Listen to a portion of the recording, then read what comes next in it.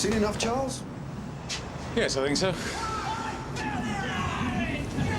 Look at that. Is there any wonder they start trouble? They don't respect anything. Well, if they live here, I'm not surprised. Oh, come off it, Charles. It may not be England's green and pleasant land, but that's no excuse to start riots and chuck blocks of concrete off the balconies. Really? Guy Mannion? Yes, Alan. No, still at the Coal Lane estate. What's the problem? Morning, ladies and gentlemen. I'm Commander Harper, and this is a hearing of the case concerning Police Sergeant Paul Anthony Gartland, held at Tintagel House. The officer concerned has been given the opportunity to be legally represented. Are you legally represented? Yes. Mary McMahon for Sergeant Gartland, sir. Sergeant Gartland, the case against you as recorded on the discipline form is as follows.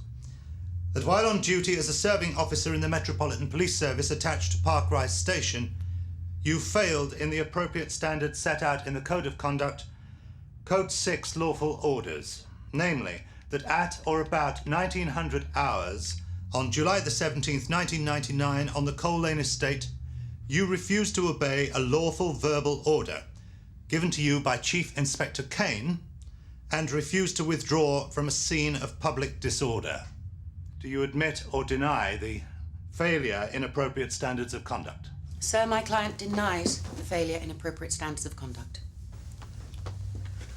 Geoffrey Lanning, for the presenting officer, Chief Inspector Williams, Area Complaints Unit. It is our contention that during this riotous situation, Sergeant Gartland was given a direct order to withdraw by his commanding officer, Chief Inspector Mervyn Kane.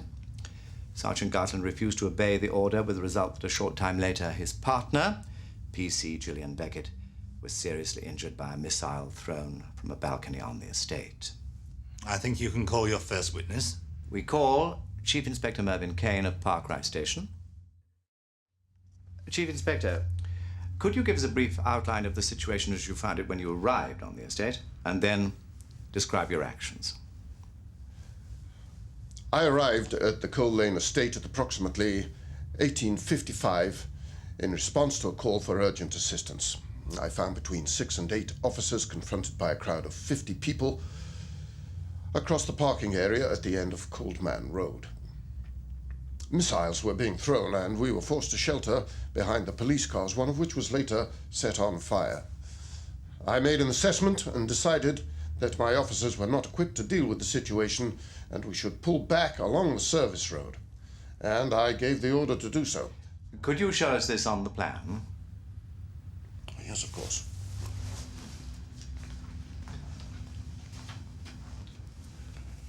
We withdrew to here.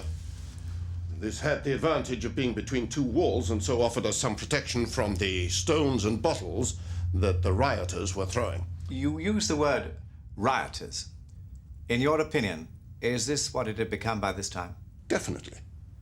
This may have started out as a protest, but it soon turned into an excuse for the yob element of the estate to have a go at the police. Thank you, Chief Inspector. If you'd like to sit down.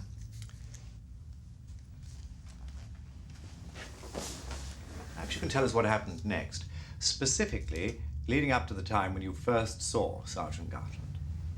As I've said, we withdrew to the service road, and from there, I was pretty confident that we could stand our ground and wait for reinforcements before making our next move. However, I was concerned to get a better idea of the geography of that part of the estate before making any tactical decisions. Clearly, the rioters would be more familiar with the area, and I did not want to put us at a disadvantage. For this reason, I left my inspector at the service road and made my way to a flight of steps leading up to an elevated walkway. These steps. Here. Yes. I knew that this elevated walkway would give me a vantage point where I could look down at the courtyard and at other parts of the estate complex. I moved along it until I came to the corner of a building. Yeah. I stopped, and I looked down into the courtyard, and I saw two police officers. I recognized them as Sergeant Gartland and PC Beckett. They were about 30 or 40 yards from me. They were confronted by a group of 6 youths who had just come from the underpass. Some of these youths were carrying various objects. One of them was carrying a length of wood, and I became concerned for 2 reasons. Firstly, Sergeant Gartland and PC Beckett were outnumbered. Secondly, if the youths were dispersed, they might make their way through an underpass to the rioters on the other side of Western House. Can I stop you there, Chief Inspector? At this point, were you aware of any specific danger to either Sergeant Gartland or PC Beckett? Not a specific danger, no. What was the attitude of these youths? But to my mind, they were aggressive and confrontational. Because of my concerns, I turned my radio to Channel 3 from Channel 6 and used it in an attempt to make Sergeant Gartland aware of my presence and to tell him to withdraw to my position. Why did you switch your radio to Channel 3? Because Channel 3 is the normal operating channel. And I thought that if Sergeant Gartland had just arrived, he would be more likely to be on it. I received no reply from Sergeant Gartland. I turned my radio back to Channel 6 and repeated my order to Sergeant Gartland to fall back. I raised my arm to signal to him, but he turned away quickly. You saw him look round? Yes. Was this just a glance? No, it was more definite than that. It was a half turn, and he looked up toward the walkway. As if he knew you were there? Well, yes. That's why I raised my arm to signal to him. I see. Chief Inspector, is there any doubt in your mind that before Sergeant Gartland ran forward, he knew you were there and had heard your order to pull back? No, sir. Carry on. Because I believed that Sergeant Gartland had deliberately disobeyed my orders, I decided to go down to the courtyard and take direct command of the situation myself. I made my way down a flight of steps leading to the courtyard. On my way to the steps, I made a third call to Sergeant Gartland, ordering him to fall back. Whilst I was descending the steps, I temporarily lost sight of Sergeant Gartland and PC Beckett. But on arrival in the courtyard, I saw that PC Beckett was lying on the ground, Sergeant Gartland was bending over her, and the youths had gone. Very well. Now, I'd just like to go back and clarify a couple of points. The first and the most crucial one concerns this use of radios. Now, you say you made a total of 3 calls to Sergeant Gartland, telling him to pull back, is that correct? Yes. How did you phrase the beginning of each message? I said Sergeant Gartland from Chief Inspector Kane. So there could be no doubt for whom the message was intended, nor from whom it came. Very well. Now, as his commanding officer, how does this equate with your knowledge of Sergeant Gartland? Is it the kind of thing you would expect from him? I expect all my officers to obey all proper orders at any time. However, Sergeant Gartland does have a reputation for following his own impulses. Do you mean he's self-motivating? I mean that he's not a team player. He's short-tempered and aggressive and intent upon getting his own way. So, Chief Inspector, what do you think, in your opinion, would have happened if Sergeant Gartland had acted on your orders rather than his own impulse? Well, if he had obeyed my order and pulled back when I told him to, PC Beckett would not have been injured. Chief Inspector, you said that you left your inspector in charge of the officers on the service road and went to the walkway in order to get a better idea of the geography of the estate. Now, what time was this? I'm not sure. Well, how long do you think had passed since your arrival at the estate? At a guess, I'd say 10 minutes, but that is only a guess. But if it was 10 minutes, that would make the time about 7:05. I suppose so. When you set off towards the walkway, did you run or did you walk? I ran. We were on the edge of a very dangerous situation, which I wanted to assess as quickly as possible so that we might contain it.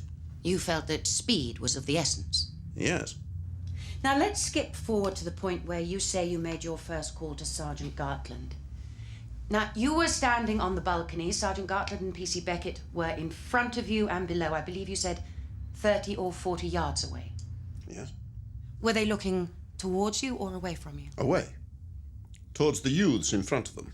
As one might expect in such a situation. Faced with 5 or 6 lads carrying missiles, Sergeant Gartland and PC Beckett had all their attention focused on them. So, without looking round, neither officer could have been aware that you were on the walkway. That's why I used my radio. On Channel 3. For the first call. Then, as I have said, I switched to Channel 6 for the second call. Which is when you say Sergeant Gartland looked round. Yes. Doesn't it strike you as odd that, faced as he was by angry, confrontational youths, Sergeant Gartland should have looked away from them, made a half-turn, as you said, in response to a radio message? Wouldn't that have left him vulnerable to attack while he was looking away? Perhaps. But if he was surprised by my call, then he may have turned round to see where I was. So you say he looked at you, and having seen you, he looked away again? Yes. And what did you do when you saw that? I started toward the steps that led down to ground level so that I might intervene directly. You started toward the steps straight away? Yes. I understand. Now, to get back to the actual radio calls, you can't be sure, can you, that Sergeant Gartland heard them? He may have had his radio turned down, and even if not, there was undoubtedly a lot of noise where he was. You may even have been in a radio dead spot. I am sure I was not in a radio dead spot because I could hear other radio traffic.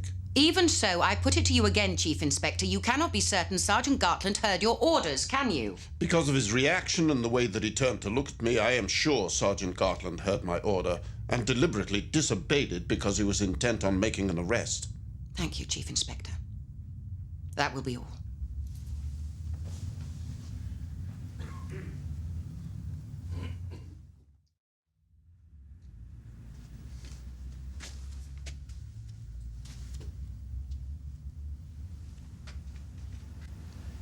Thank you for coming, PC Beckett. As you know, you don't have to take the oath here, but we do expect you to tell the truth. State your full name and rank, please. PC 776, Gillian Ann Beckett, Park Rise Station. Thank you. How long have you been in the police service?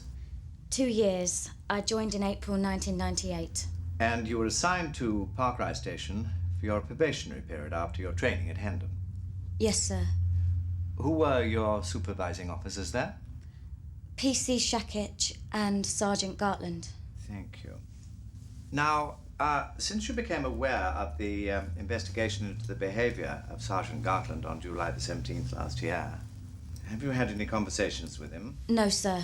I was told not to by the officers at CIB2. Very well. Now, on the evening of July the 17th, you were partnered with Sergeant Gartland on the late shift between 2 and 10. Yes, we were on patrol in a Panda, Lima Delta 3. Sergeant Gartland was section sergeant for that shift. Thank you. Now, where were you precisely when you became aware of the developments on the Coal Lane estate? We were attending a call to an off-licence in Alma Street West. A man had been caught shoplifting by the owner. I see. So this was the first time you'd become aware of trouble on the estate? I had heard an earlier call for assistance, but this was the first sign that there was anything like a riot going on. It was a call for all available units, urgent assistance. So, when this call for all available units came through, what was Sergeant Gartland's reaction? He said we'd leave PC Walker to deal with the prisoner and get over to the Coal Lane. Is that all? Yes, sir. In what way did he say it? I'm sorry, I don't understand. What was his reaction?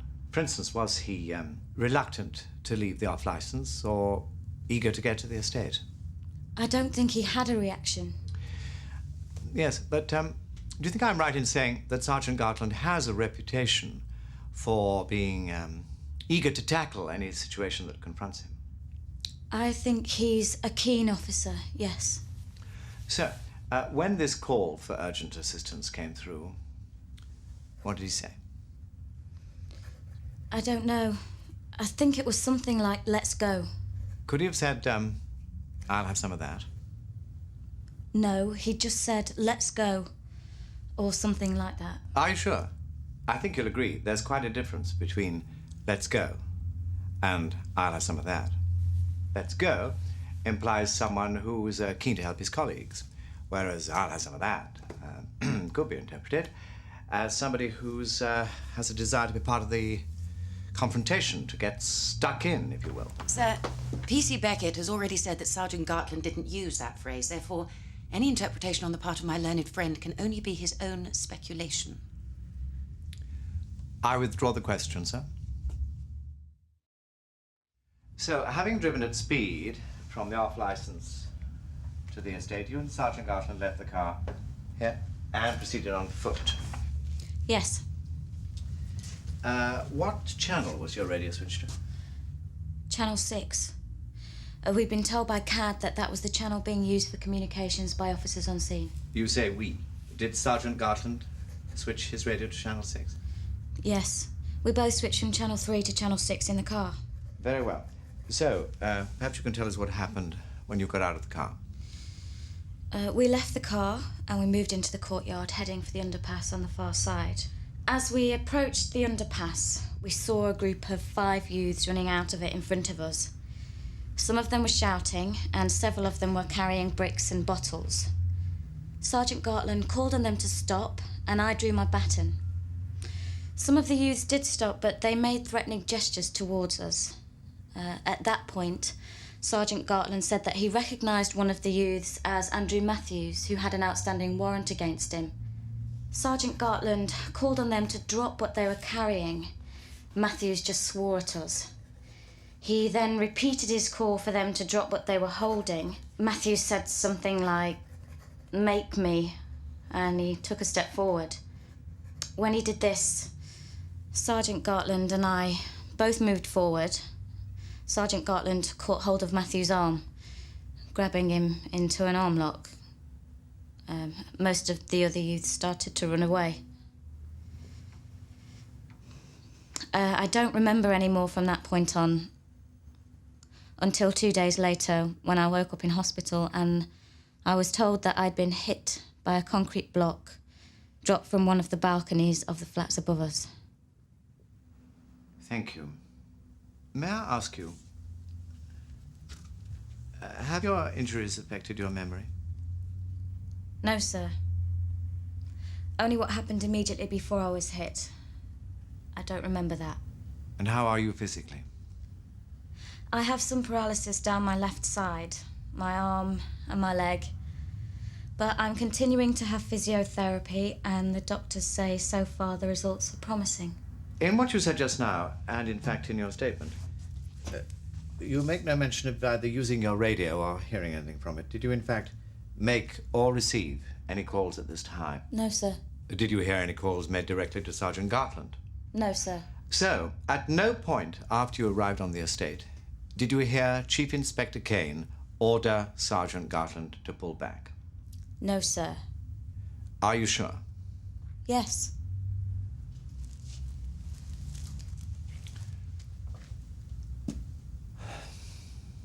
How do you feel about Sergeant Gartland? I'm not sure I understand the question.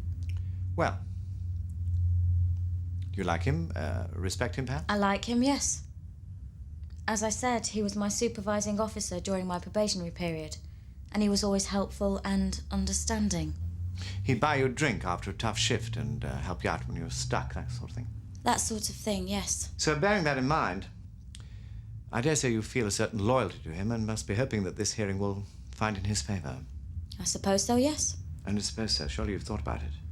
Just as you must have thought about the fact that if Sergeant Gartland had received an order to pull back and had obeyed it, you would not have ended up seriously injured in hospital.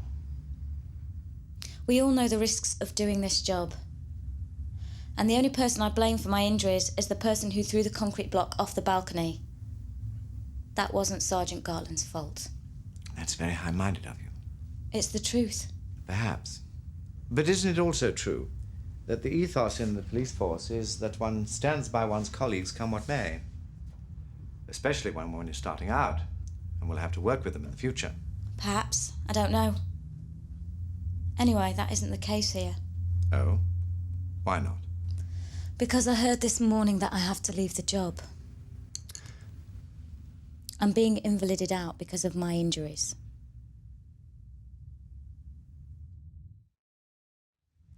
So just to be clear on this, PC Beckett, from the time you left the car to the time that you were injured, neither you nor Sergeant Gartland received any order to withdraw from the courtyard? No, definitely not. Thank you. Oh, just one last question. Has anyone been charged with causing your injuries? No. How do you feel about that?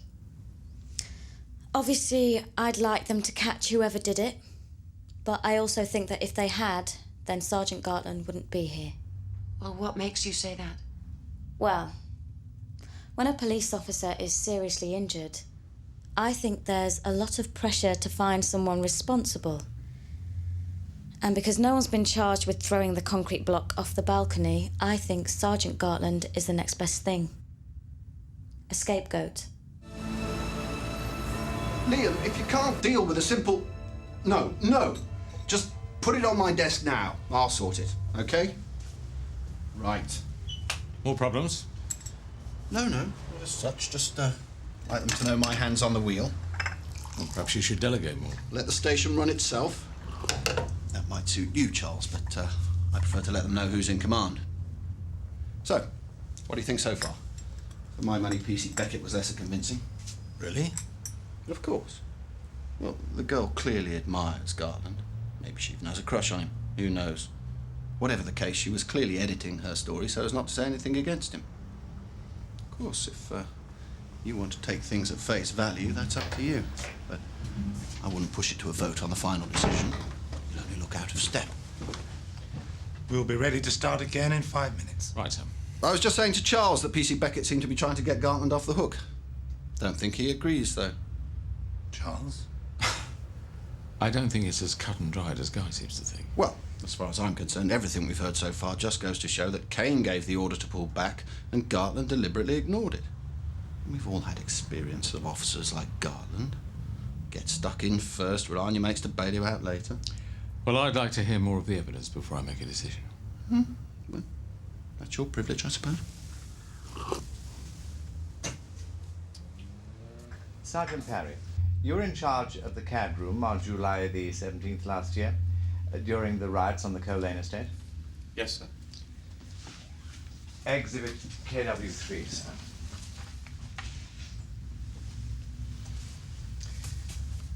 Do you recognize this as a printout from the computer log of July the 17th? Yes, sir. Could you find the entry timed 1913 and read it to us? It is marked.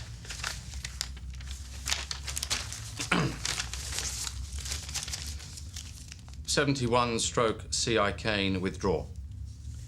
Did you make that entry? Yes, sir. Can you tell us what it means? In abbreviated form, it means that 71 Sergeant Gartland was called by Chief Inspector Kane and told to withdraw. Is that the message you heard? Yes, sir. And am I right in thinking that if you heard that message, then Chief Inspector Kane could not have been transmitting from a radio dead spot? Yes, sir. If he had been, I wouldn't have heard him. Thank you. No further questions, sir. Sergeant Parry, is it usual practice to abbreviate the messages you log on the computer? Yes, to save time, we just record the basic point of the message. So, do you recall the actual words Chief Inspector Kane used? No, I don't. But the situation was complicated. We were trying to monitor and respond to a lot of radio traffic, both on Channel 3 and Channel 6. Oh, I understand. Are there any other entries in the log where Chief Inspector Kane tried to contact Sergeant Gartland, either before or after the entry at 1913? No. No. Well, how can that be when Chief Inspector Kane tells us that he tried to contact Sergeant Gartland 3 times? As I said, we were very busy at the time. And once you've logged the first call, you don't bother logging any retries until there's a response. Do you remember hearing Chief Inspector Kane make more than one call? No, but he still might have. It's possible Chief Inspector Kane made his other calls while I was listening to another channel. Which channel? Well, I don't know. Does that mean you don't know which channel you were listening to or which channel you heard the order on? No, I mean, we don't record in the log which channel we're listening to. So we have no way of knowing which channel Chief Inspector Kane used to give the one order you did note in the log? No. I see. Am I right in assuming that if Chief Inspector Kane used, say, Channel 6, that everyone else on that channel would also have heard the message? Yes, in theory. In theory? Well, as a rule, you only listen out for your own name and number. If the message isn't for you, you tend to ignore it. Plus, if there's a lot of background noise, it's very difficult to hear the messages. So might that be the reason why no other officer can recall hearing Chief Inspector Kane give Sergeant Gartland the order to withdraw? Perhaps. And if there was a lot of noise and distraction around Sergeant Gartland at that time, might that be the reason that he didn't hear the message from Chief Inspector Kane? Perhaps, I don't know. Thank you, Sergeant Parry. Nothing further, sir. Mr. Lanning? No, sir, that concludes the case for the presenting officer. Thank you, Sergeant Parry. Miss McMahon, do you wish to call witnesses on behalf of the officer concerned? Yes, sir. I'd like to call Sergeant Paul Gartland.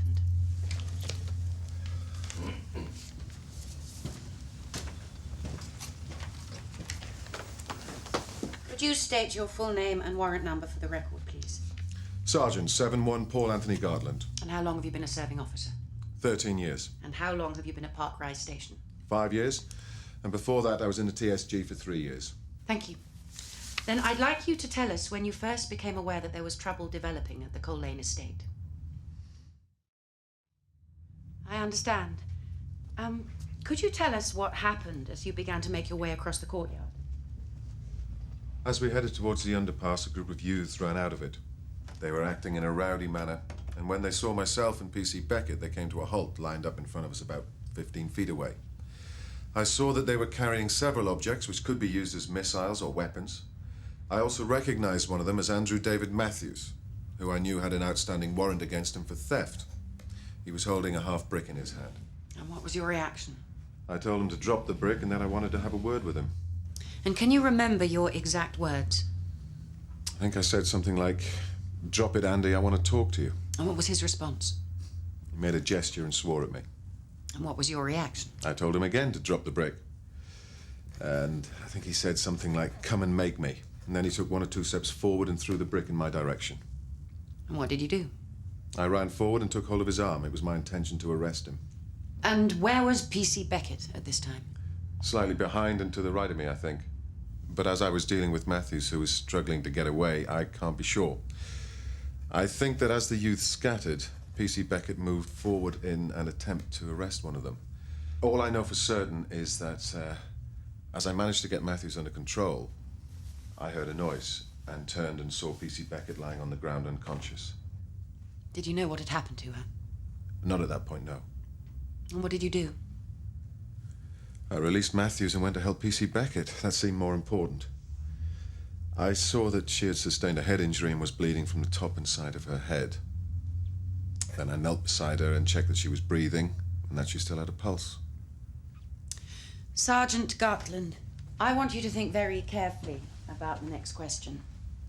At any time up to the point where you knelt beside PC Beckett, did you receive any radio call from Chief Inspector Kane? No. Up to that time, had you received any radio messages at all? No. I could hear other radio traffic, but none of it was directed at me. And at any point after you knelt beside PC Beckett, did you receive a call from Chief Inspector Kane? Yes, as I was checking PC Beckett's pulse. And what was that message? As far as I can remember, it was Gartland from Chief Inspector Kane, pull back now. And what was your response? What did you do? Nothing. I ignored it. Besides, the message didn't make sense. What do you mean? I couldn't pull back. I wasn't going anywhere. And then what happened? Then Sergeant Tillman from Clay Hill Station ran up beside me and I told him to call for an ambulance. You hadn't thought to do that yourself? Yes, but I was using both hands to hold a compress to PC Beckett's head. I see. Then what? Then Chief Inspector Kane arrived. After Sergeant Tillman? Yes, about 10 seconds later. Was this the first time you'd seen Chief Inspector Kane since you'd arrived at the estate? Yes. And what was his reaction when he arrived beside PC Beckett? It surprised me. He seemed angry. He shouted, "You should have pulled back." To be honest with you, I didn't understand what he was talking about, and then I was distracted because PC Beckett began to choke, and I had to deal with keeping her airway clear until the ambulance arrived. Thank you, Sergeant. Sergeant Garfield, how would you describe yourself as a police officer in general? I don't know. I'm not sure. Please, don't hide your light under a bushel. For example, would you say you were conscientious, hardworking, enthusiastic? Yes, I enjoy the job and I think I'm good at it. You have the respect of your colleagues? I think so. How do you feel about people like Andrew Matthews, the youth you tried to arrest in the courtyard of Western House? Do you think they respect you and your colleagues? I don't think they respect anyone. How do you feel about that? Don't have any feelings about it. If they break the law, then they know what to expect. That you will come after them? If they break the law, yes. So, when you saw Matthews, and remember there was an outstanding warrant against him, you determined to arrest him? Not immediately, no. Oh. Why not? There was a riot going on the other side of the building. My first priority was to get there and help my fellow officers. If I arrested Matthews, it would mean I couldn't do that. So, when did you decide to arrest Matthews? When he threw the brick at me. He seemed to be the ringleader of the group, and I thought if I arrested him, then the others might disperse. Oh, well, a calm and clear-headed decision.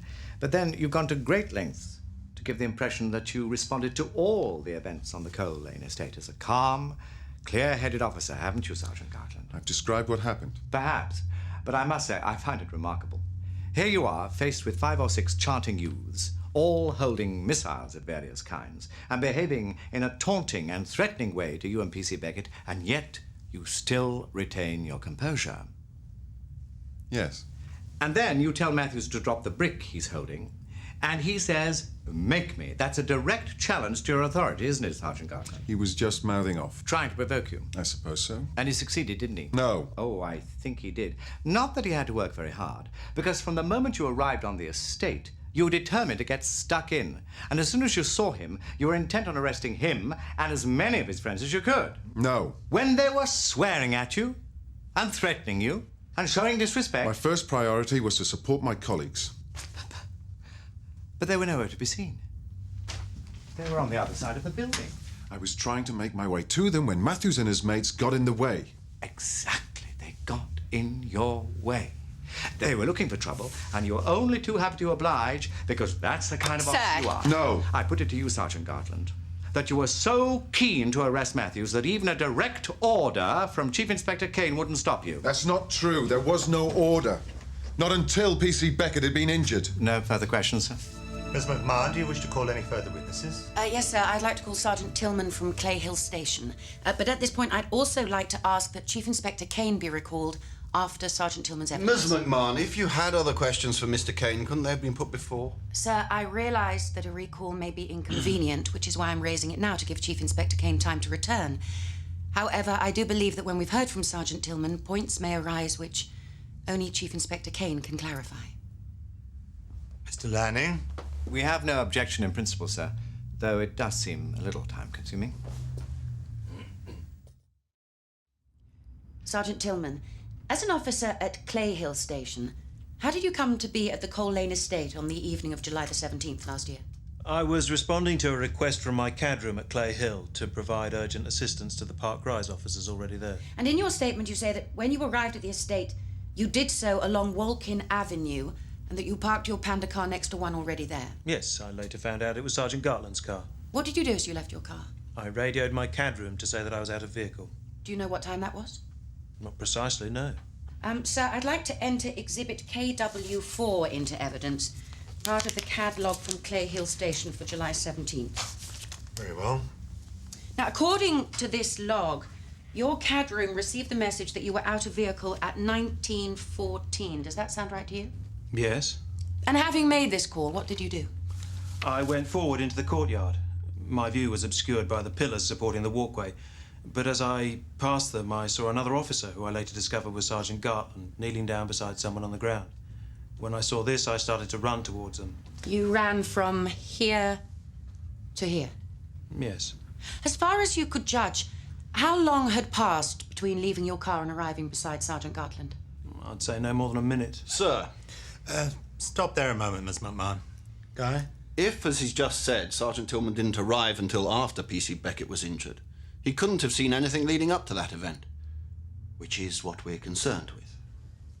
I believe the relevance will become apparent, sir. All right, but before too long, please. So you arrived beside PC Beckett and Sergeant Gartland about a minute after leaving your car. Then what did you do? I gave Sergeant Gartland some help with his first aid. Then I radioed for an ambulance. That would be the call logged at 1916. Yes. So from the time of leaving your car to the time of calling the ambulance, a total of 2 minutes had passed. Yes. Where was Chief Inspector Kane during this period? An officer I later learned to be Chief Inspector Kane was running towards Sergeant Gartland and PC Beckett at the same time that I was. He got to them a few seconds after I did. Sergeant Tillman, could I ask you to step across to the plan?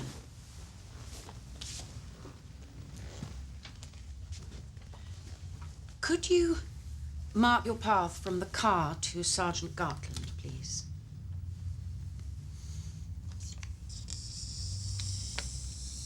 Thank you. And could you mark the position where you first saw Chief Inspector Kane? He was here. Are you sure? Well, yes, he was coming up the ramp from under the raised section of the building. At ground level? Yes. Could you mark his approximate route as you saw it from that point to Sergeant Gartland?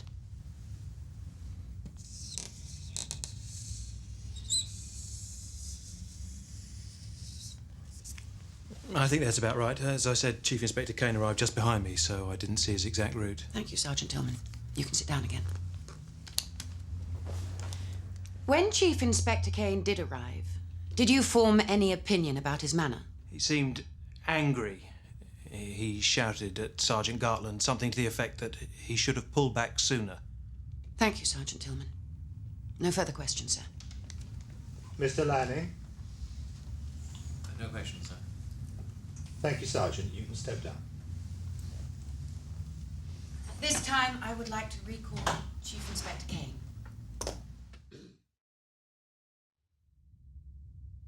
Chief Inspector, my apologies for having to recall you. There are only a few points I need to ask you about, so hopefully it won't take too long. To start with, can you tell us when you first made your commanding officer at Park Rise, Chief Superintendent Scottman, aware that Sergeant Gartland had apparently disobeyed a direct order given by you? I had a meeting with Chief Superintendent Scottman as soon as he arrived at the station the next morning. And as a result of that meeting, officers from the Area Complaints Unit were called in to investigate? Yes. And when did you make your statement to those officers? Later on that morning. When the events were still clear in your memory? Yes, they still are. Now, you told us this morning that when you left the service road, the time was approximately 19:05, correct? Approximately, yes. You mounted the steps to the walkway and went along it until you emerged overlooking the courtyard, where you could see Sergeant Gartland and PC Beckett facing the youths. Yes. You also told us you felt that speed was of the essence in obtaining an accurate assessment of the situation around the flats. Yes, I said something like that, yes. So how do you account for the fact that 8 minutes had elapsed from 19:05 when you left the service road to 19:13 when your radio call to Sergeant Gartland was logged by the CAD room at Park Rise? I don't understand the question. Well, isn't 8 minutes rather a long time? You don't know the estate. It's like a warren. It can be very difficult to get anywhere directly. Oh, but I did see it. Earlier this morning. Along with other members of this hearing. It seemed to me the route was quite straightforward. The distance from the steps at one end of the walkway to the courtyard of Weston House couldn't be more than 150 yards.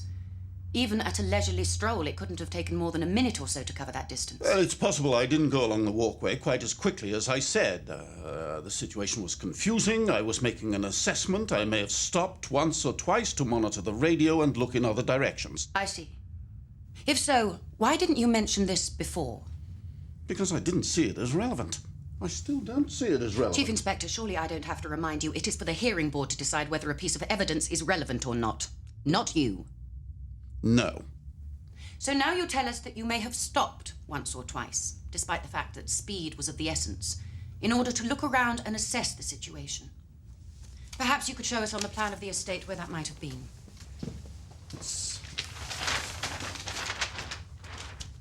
I think I might have stopped here and here. By these steps? Possibly, yes. Please try to be more certain, Chief Inspector.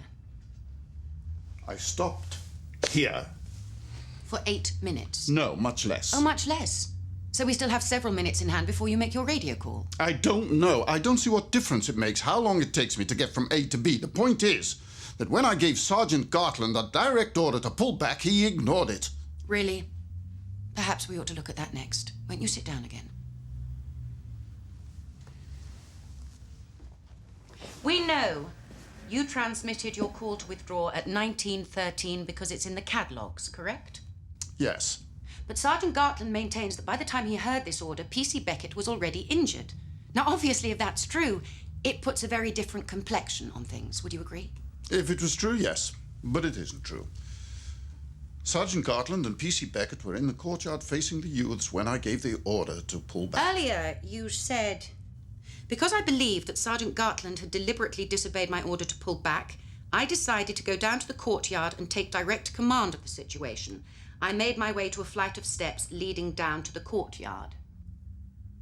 That's right. Well, I'm sorry to come back to the issue of time yet again. But if you made your call to Sergeant Gartland at 1913, why did it still take a further 2 minutes for you to reach his position at 1915? That's a mistake. It didn't take 2 minutes. And there's nothing to say what time I reached Sergeant Gartland. On the contrary, we have the testimony of Sergeant Tillman from Clay Hill and the CAD logs from that station to confirm it. Chief Inspector. What? Let me put something else to you then. In his testimony, Sergeant Tillman also said that when he first saw you making your way across the courtyard, you came from this direction here, up the ramp from the underpass, and not from the steps on the walkway. No. No. That's not true. He couldn't have. But that's what he says. He was very clear about it. He says you came out from the underpass and not from the steps on the walkway. What were you doing in the underpass, Chief Inspector? Chief Inspector. Chief Inspector, I put it to you that you were not on the walkway when you gave the order to withdraw. I put it to you that you had gone somewhere else and couldn't even see Sergeant Gartland. You don't know. You weren't there. I was trying to see. You don't know what it was like. Everybody shouting, everybody talking once, everybody waiting for me and wanting me to tell them what to do. Are you talking about the riot, Chief Inspector? I needed to get away, time to think straight so that I can make a decision. And so I went to the walkway. Yes, I went up the steps. And that's Sergeant Gartland. I saw him. He was goading them on. He wanted them to do it. He was enjoying it. You know, that man is a thug. Chief Inspector. No! I saw him!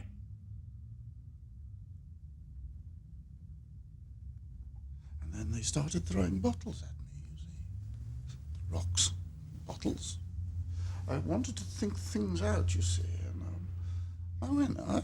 I just got undercover and underneath. Chief Inspector. Perhaps this would be a suitable moment to take a break, sir.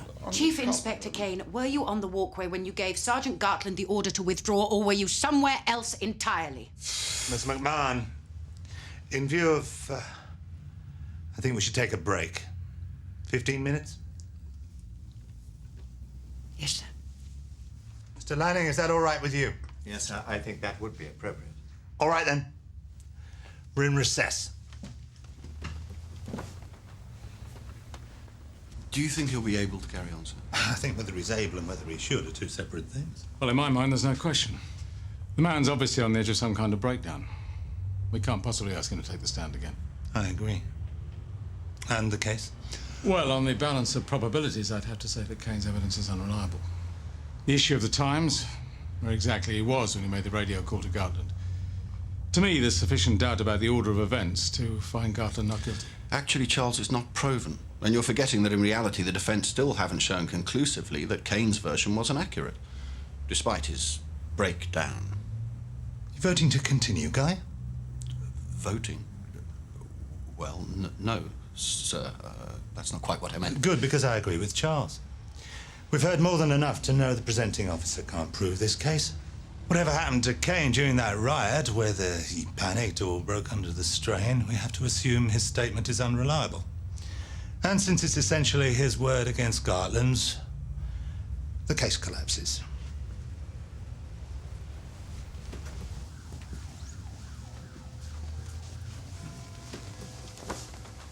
Thank you. This hearing is in session again.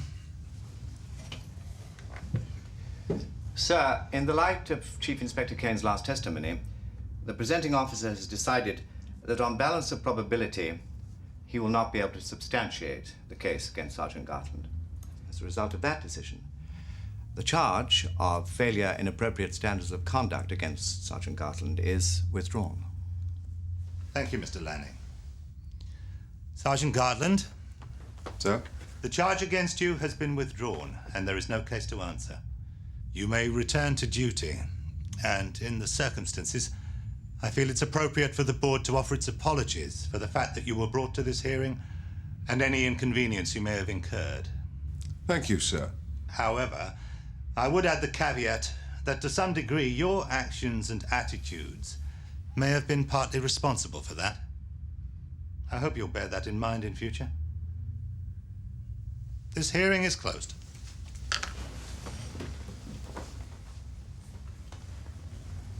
What the hell did he think he was doing? What do you think will happen to Kane, sir? Ill health retirement, almost certainly. Can't imagine anyone would ask for an investigation. Even if he did make a false statement to cover his lapse during the riot, I think it would be taken as part of the same breakdown. Yes, best to let it pass. Precisely. You got time for a drink, Charles? I think we've earned it. Well, I think I should be getting back. I don't want to make myself dispensable. True. On the other hand, there are times when making oneself indispensable can start to look like a fear of losing control. When I get there. Really, come and join me when you're ready. We did finish early, after all. All right, sir, thanks very much. All over then, Charles. I think we should be pleased we got the right result. Do you? I think his hearing's probably done more harm to Park Rise Station than the riot itself. I don't think there's anything to be pleased about. Oh, come off it. Gartland was cleared, and whether or not he could have handled the situation better, at least he didn't run and hide in a corner somewhere like Kane. Are you saying that you have never wanted to do anything like that? Me? No, of course not. Dealing with the pressure of command's part of the job, and if you can't, you shouldn't be doing it. Well, you're very lucky then, aren't you, Guy? Because in my experience, what happened to Kane could happen to anybody, even you. None of us knows what's going to push us over the edge. Could be anything. I'll see you.